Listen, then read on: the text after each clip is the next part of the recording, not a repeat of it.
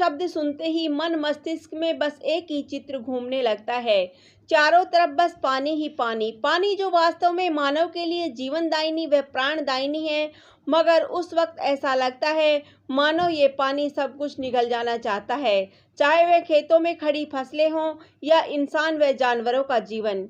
यहाँ तक कि यही पानी गांव के गांव व शहर के शहर सभी को अपने आगोश में लेकर सब कुछ तहस नहस कर देना चाहता है। जैसे कि वो विनाशकारी पानी ठान ही बैठा है कि उसे सब कुछ खत्म करके ही छोड़ना है। बाढ़ किसे कहते हैं? बाढ़ प्रकृति का एक भयंकर या रौद्र रूप है। जब वर्षा नहीं होती तो अकाल पड़ता है, और जब यही वर्षा अधिक होती है तो पानी नदियों की सीमा तोड़कर हर तरफ फैल जाता है, जिसे बाढ़ कहते हैं। किसी स्थान पर अत्यधिक मात्रा में पानी का इकट्ठा हो जाना बाढ़ कहलाता है। बादलों का अत्यधिक मात्रा में बरसना बाढ़ का कारण बनता है, और बाढ़ तबाही का कारण बनती है। बाढ़ आने के कारण भारत के कुछ इलाकों में अक्सर हर साल बाढ़ आती है, जिसमें महाराष्ट्र, असम, बंगाल, बिहार, उड़ीसा, आंध्र प्रदेश, गुजरात, उत्तर प्रदेश, उत्तराखंड, हरियाणा, पंजाब और केरल प्रमुख है। विनाशकारी बाढ़ आने के कई कारण हो सकते हैं, जिनमें कुछ प्राकृतिक है तो कुछ मानव निर्मित। प्राकृतिक कारण वैसे तो बरसात अच्छी होने से अच्छी फसल पैदा होती, इसीलिए वर्षा ऋतु हमारे देश की अन्नपूर्णा ऋतु भी कही जाती है।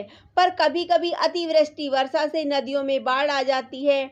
अत्यधिक वर्षा का होना, मई जून की भयंकर गर्मी के बाद जब सावन के महीने में वर्षा की शीतल बूंदें धरती में पड़ने लगती है तो मन मयूर सा नाचने लगता है, चारों तरफ खुशियां छाने लगती है। लेकिन जब भयंकर गर्जना के साथ मूसलाधार पानी अत्यधिक मात्रा में बरसने लगता है तो धीरे धीरे नदी नाले सब पागल हो जाते हैं। जो नदियां कल तक जीवनदानी बनकर सारे गांव व शहरों को निर्मल जल पिलाया करती थी, वही नदियां आज जैसे स्वयं ही सब कुछ निगल जाना चाहती हो। ऐसे भयंकर दृश्य दिखाई देने लगते हैं। हमारे देश में यमुना, गंगा, ब्रह्मपुत्र, घाघरा, गोदावरी, नर्मदा आदि नदियों में हर साल बरसात में अक्सर बाढ़ आ जाती है। बाढ़ का पानी उतरने में बहुत समय लगता है, लेकिन बाढ़ के पानी के उतर जाने के बाद लोगों को बस तबाही ही तबाही का मंजर नजर आता है। और उससे भी बड़ी विडंबना यह है कि बाढ़ के पानी के खत्म हो जाने के बाद उन इलाकों में महामारी फैलने की आशंका रहती है। बादलों का फट जाना, बादलों का फटना भी बाढ़ का कारण हो सकता है।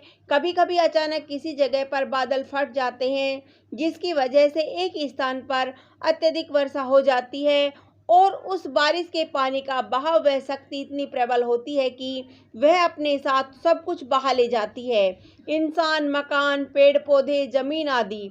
अक्सर इस तरह की घटनाएं पहाड़ों में ज्यादा होती है। अभी कुछ वर्षों पहले केदारनाथ, उत्तराखंड में आई आपदा में बादलों का फटना प्रमुख कारण थी।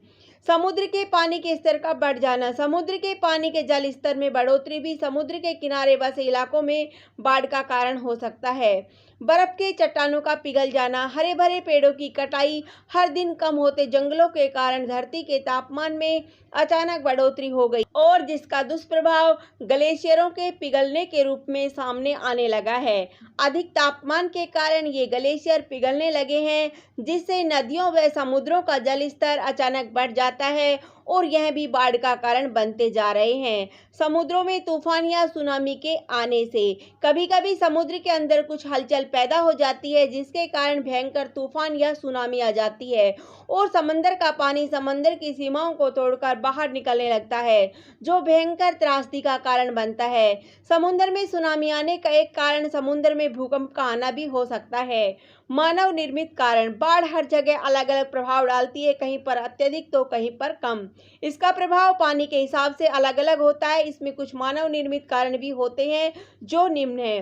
कभी कभी भारी वर्षा होने से किसी नदी में बना हुआ बांध अचानक टूट जाता है। ज्यादा वर्षा और बांध टूटने पर बाढ़ का स्वरूप और भीषण हो जाता है। शहरों या गांव में बारिश के पानी की उचित निकासी की व्यवस्था का न होना, जिससे वर्षा का पानी एक जगह पर इकट्ठा होने लगता है, जो बाढ़ का कारण बनता है। प्लास्टिक प्रदूषण भी बाढ़ आने का एक कारण है, क्योंकि अक्सर हम प्लास्टिक का प्रयोग कर उसे इधर उधर फेंक देते हैं, जो बहकर नदी नाले या नालियों में चले जाते हैं, जिसकी वजह से नालियां बंद हो जाती है।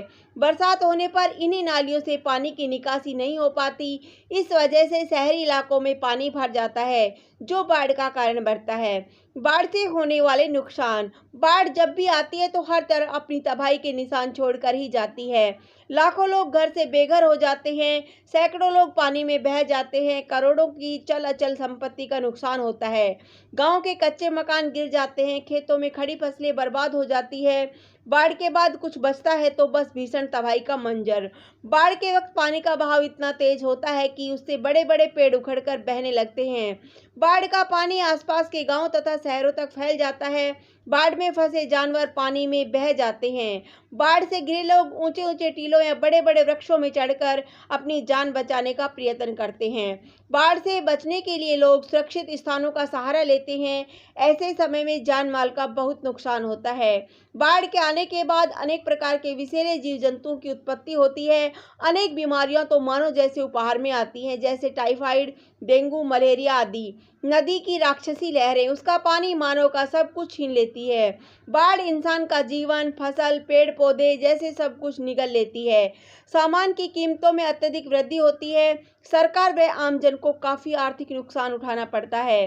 पर्यावरण को गंभीर हानि पहुंचती है। जनजीवन नष्ट हो जाता है। कई घर पानी में डूब जाते हैं और घर की प्रत्येक वस्तु पानी से खराब हो जाती है। पहाड़ी इलाकों में अगर अत्यधिक वर्षा होती है या बादल फट जाते हैं तो ऐसे में गांव के गांव उस पानी में बह जाते हैं। बड़ी मात्रा में भूस्खलन होता है। बाढ़ के बाद जल प्रदूषित हो जाना, बिजली का प्रभावित होना, सड़कों का टूट जाना आम बात है। पीड़ितों को सही चिकित्सा सुविधा सही समय पर नहीं मिल पाती है, जिससे कई जानें चली जाती है। भोजन का अभाव हो जाता है। लोग अन्न के एक एक दाने के मोहताज हो जाते हैं। बाढ़ को रोकने के उपाय। बारिश का कम या अधिक होना या बादल फटना ये इंसान के हाथ में नहीं है। यह एक प्राकृतिक घटना है, लेकिन थोड़े उपाय कर इसके प्रभाव को थोड़ा कम जरूर किया जा सकता है। शहरी व गांव के इलाकों में पानी के निकास के लिए अच्छी ड्रेनेज व्यवस्था कर बरसात के अत्यधिक पानी को निकाला जा सकता है, ताकि बाढ़ की स्थिति ना बने। अगर बाढ़ की स्थिति बनती भी है तो पानी की तुरंत निकासी से अधिक नुकसान न हो।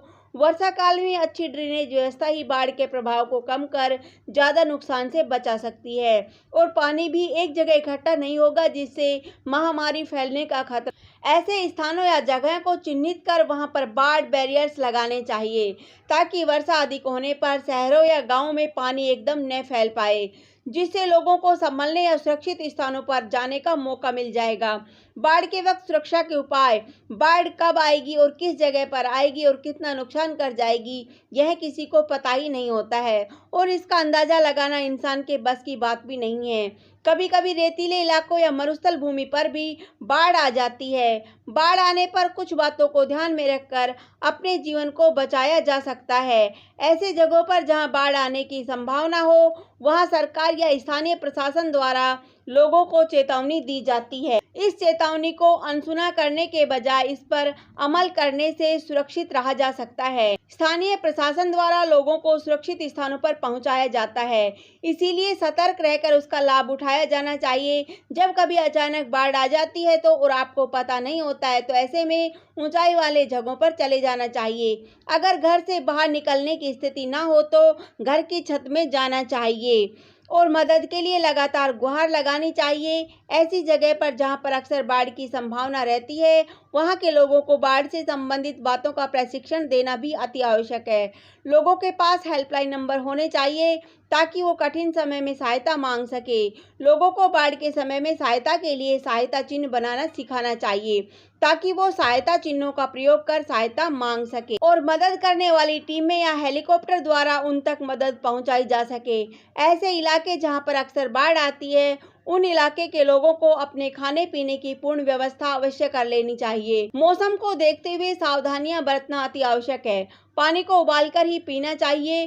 कोई दुर्घटना होने पर प्राथमिक उपचार के लिए सभी आवश्यक सामान पहले से अपने पास रखा होना चाहिए। बाढ़ आने पर अक्सर दूरसंचार या बिजली व्यवस्था ठप हो जाती है। ऐसे में रोशनी के लिए पहले से व्यवस्था होना अति आवश्यक है। बाढ़ नियंत्रण हेतु सरकारी स्तर पर भी पर्याप्त प्रयास किए जाने अति आवश्यक है। राष्ट्रीय बाढ़ प्रबंधन के लोगों के द्वारा तत्काल सहायता देने का प्रयास किया जाना चाहिए। उपसंहार: प्राकृतिक आपदाओं को रोकने की मनुष्य के अंदर शक्ति नहीं होती, यह बस प्रकृति के हाथ में ही होता है। परंतु हमने भी प्रत्यक्ष और अप्रत्यक्ष रूप से प्रकृति और पर्यावरण को नुकसान पहुंचाया है, उसका भी नतीजा कभी-कभी इस रूप में सामने आता है।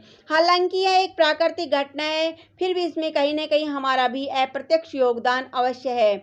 बाढ़ आती तो कुछ दिनों के लिए है, लेकिन लोगों के जीवन में बुरा प्रभाव डालकर चली जाती है। इससे जान-माल का भारी नुकसान होता है। कई बार तो लोगों को संभलने का मौका ही नहीं मिलता है। यह बेहद विनाशकारी होती है। इस विनाशकारी बाढ़ के बाद जीवन को पुनः जीवन की गाड़ी को पटरी पर लाने के लिए लोगों को बहुत मेहनत करनी पड़ जाती है, क्योंकि पुनर्निर्माण आदमी का स्वभाव है, तो वह फिर से नई शुरुआत में जुट जाता है। धन्यवाद। जय हिंद, जय भारत।